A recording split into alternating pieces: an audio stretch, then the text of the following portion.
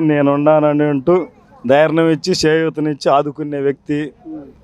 అన్నదానం చేసే ప్రతి విషయంలో కూడా, ప్రతి దాంట్లో కూడా ఆకలి గొండోళ్ళ ముఖం చూడకుండా అన్నం పెట్టి అన్నదానం చేసి కడుపు నిండా అన్నం పెట్టి పంపించే వ్యక్తి. ప్రతి కార్యక్రమానికి కూడా అన్నదానం అంటున్నారు. అయితే బూచేపల్లి అంటే అన్నదానం అంటున్నారు, అన్నదానం అంటే బూచేపల్లి అంటున్నారు. దాని గురించి ఏం చెప్తారు? అవునన్నా, ఏదైనా కానీ ప్రతి విషయానికి కూడా ఆకలి కొన్న మనిషి ముఖం చూడకుండా అన్నం పెట్టి తృప్తిగా పంపించే బాధ్యత పంపించాలనే ఉద్దేశం వాళ్ళది. మనం ఆయన కార్యక్రమానికి వచ్చాము, మనం ఆకలితోటి వెళ్ళిపోతే మనం ఎంత బాధపడతాము.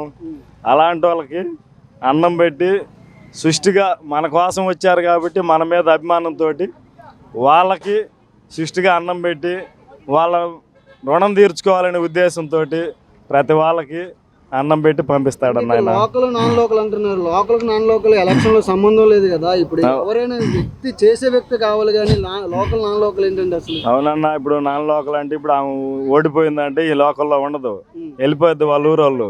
ఇప్పుడు గతంలో కూడా 2-3 అలానే వచ్చారు, వెళ్ళిపోయారు.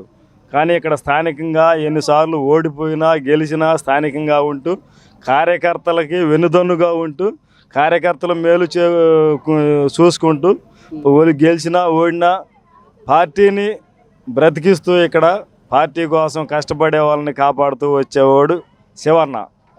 అందువల్ల కేవలం శివన్న లోకలు ఏ బాధలో ఉన్నా కనీసం ఓడినా గెలిచినా ఆయన కాడికి పోతే బాధలో ఉన్న కార్యకర్తలకు ప్రతి వాళ్ళకు కూడా వాళ్ళ బాధలు తీర్చి ధైర్యం చెప్పి పంపించే వ్యక్తి ఆయన. అయితే హామీల గురించి వచ్చేటప్పటికి ఎవరు హామీలు మీకు మళ్ళీ మంచి జరిగే అవకాశం కనబడుతుంది? హామీలు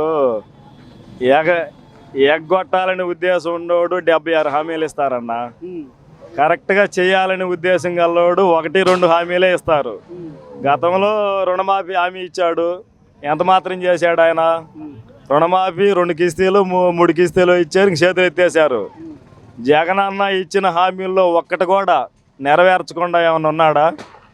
ఇచ్చిన తక్కువ హామీలు, ఆ ఇచ్చిన తక్కువ హామీల్లో ప్రతి ఒక్క హామీ కూడా నెరవేర్చి నేను చేసిన పనికి మీరు నచ్చితే ఓట్లేయండి అని చెప్పి ఓట్లు అడుగుతున్నాడు. మీ ఇంటికి న్యాయం జరిగితేనే నాకు ఓట్లేయండి, మీ ఇంట్లో న్యాయం జరగకపోతే ఓట్లేయొద్దు అనే దమ్మున్న నాయకుడు మన రాష్ట్రంలో. ఇప్పటికీ ఈ రాష్ట్రం ఏర్పడ్డ తర్వాత అంత దమ్మున్న నాయకుడు మన రాష్ట్రంలో ఈ మాట ఎవరైనా అనగలిగారా? దమ్మున్న నాయకుడు అంటున్నారు. జబర్దస్త్ కామెడియన్స్ కానీ లేకపోతే వీళ్ళందరూ కూడా వాళ్ళ ఇంట్లోనే మంచి జరగలేదు, మిమ్మల్ని ఏం మంచి జరిగితే ఓటేం అడుగుతున్నారు. అలాంటి విమర్శలు చేయటం అనేది వాళ్ళకి ఏమీ పరిపాలనా విధంగా ప్రతి ఫలాని లోపం ఉందని చెప్పడానికి ఆస్కారం లేక చెప్పేదానికి వాళ్ళకి ఏమీ దొరక్క ఇక్కడ కేవలం ఏదో ఒకటి ఎత్తి చూపి వాళ్ళు విమర్శించటమే. కానీ ఫలాని పరిపాలన విధంగా ఫలాని హామీ మీకు నెరవేర్చలేదు, ఫలాంది లోపం జరిగిందని ఇప్పటికి ఎత్తి చూపిన నాయకుడు ఎవడన్నా ఉన్నాడా?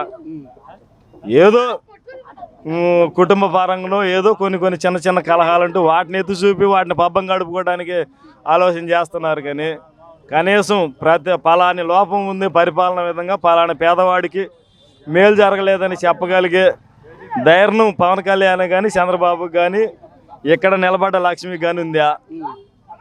అయితే మీరేం చెప్పాలనుకుంటున్నారు ప్రజలందరికీ? దర్శి ప్రజలు శివన్న మంచోడు, శివన్న గురించి ప్రతి ఒక్కడికి తెలుసు.